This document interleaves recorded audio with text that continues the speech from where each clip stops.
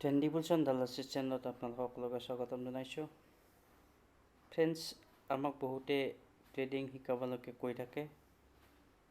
যদিও আমি ট্ৰেডিং নিশিকাওঁ, কিন্তু আজি এই ভিডিঅ'টোত আপোনালোকক, যিহেতু আমি মোমেণ্টাম ট্ৰেডিঙৰ ওপৰত কাম কৰোঁ, আৰু মোমেণ্টাম ট্ৰেডিঙত কেতিয়াবা ট্ৰেণ্ড ব্ৰেকআউট বা ব্ৰেকডাউন হোৱাৰ কাৰণে বা চোৱাৰ কাৰণে আমি টেকনিকেল ব্যৱহাৰ কৰিবলগীয়া হয়, আৰু তাৰ ফলত আমি ডেইলি টেকনিকেল ষ্টাডি কৰোঁ।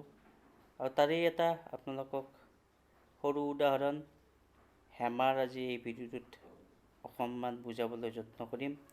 আপোনালোকে যদি বুজি পায় আমাক কমেণ্টত জনাব, আমাৰ ভাল লাগিব। এই যে দেখিছে আপোনালোকে মোৰ স্ক্ৰীণত, এইটো আপোনালোকে এটা হেমাৰ দেখিছে, আৰু এই হেমাৰটো যেতিয়া মাৰ্কেটত লোৱাৰ ট্ৰেণ্ড থাকে, ডাউন ট্ৰেণ্ড থাকে, তেতিয়া লোৱাৰ ট্ৰেণ্ডত ছাপৰ্টত যদি হেমাৰ এটা ফৰ্ম হয়, তেতিয়া আপোনালোকে ছিগনেল ৰিভাৰ্চেল হোৱা বুলি ধৰিব পাৰে। মানে তাত আপোনালোকে বায়াৰ পাব। এই বায়াৰে যিটো আপোনালোকে দেখিছে ফটোত, প্ৰথমতে প্ৰাইচটো তললৈকে গৈছিল, আৰু তাৰ পৰা তলত এইখিনিতে বায়াৰে ইমান বেছিকৈ বাই কৰিলে যে তাক ওপৰলৈকে লৈ গ'ল, আৰু তাৰ পৰা ওপৰৰ পৰা অকণমান আহি ইয়াতে মাৰ্কেটে এটা বডি ফৰ্ম কৰিলে, আৰু এই বডিটো বহুত সৰু বডি। আপোনালোকে যদি ডেফিনেশ্যন হিচাপে চাই, the hammer patterns has a short real body with a small or non existent upper wing and a lower wing at least twice the size of the body. আপোনালোকে যদি ইয়াতে মন কৰিছে, যদি আমি বডিটো এইখিনি বুলি ধৰোঁ, তেতিয়াহ'লে ইয়াৰ পৰা ইয়ালৈকে আপোনাৰ বডিতকৈ ডাবল টুৱাইজ যদি হয়, এইটো আপোনাৰ হেমাৰ বুলি আপোনালোকে ধৰিব পাৰে। হেমাৰৰ ওপৰত অকণমানহে উইং থাকে, বেছি নাথাকে, কিন্তু তলত বহুতখিনি উইং থাকে।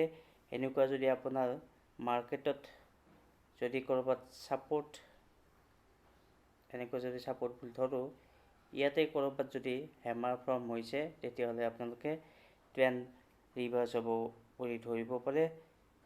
ট্ৰেণ্ড তাৰ আগত বিয়াৰিছ আছিল, আৰু ইয়াতে ছাপৰ্টত যেতিয়া হামাৰ ক্ৰিয়েট হ'ল, তাৰ পৰা বুলিছ ট্ৰেণ্ড হ'ব বুলি আপোনালোকে এক্সপেক্ট কৰিব পাৰে। সদায় নহয়, কিন্তু এটা প্ৰবেবিলিটি থাকে।